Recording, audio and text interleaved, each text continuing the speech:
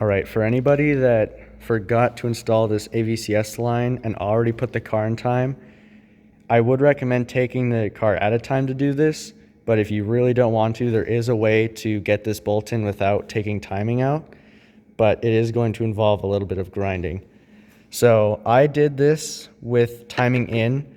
I would have taken it out, but I don't have the tools to do that right now. So what I did is I used a Dremel to remove some material on this back cover.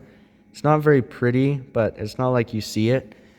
And I mean, obviously you don't want to go through, so don't take too much material. Just go slow and steady, take a little bit at a time and keep trying until you have enough. And then I also removed a bit of material on this head. You don't want to take a ton off. I just took a little bit. I used a belt sander to do that, but you can also use just sandpaper on a table if you really need.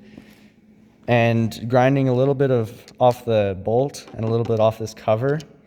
And then you're going to need a buddy to help you, but if you take a screwdriver or a small crowbar, you can wedge it in between the cover and the casting. You can kind of see some little nick marks from where I've done it, right there.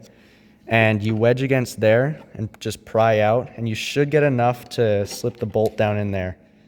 Oh, there's also a bolt in here you're going to want to loosen, but I'm sure you could figure that out.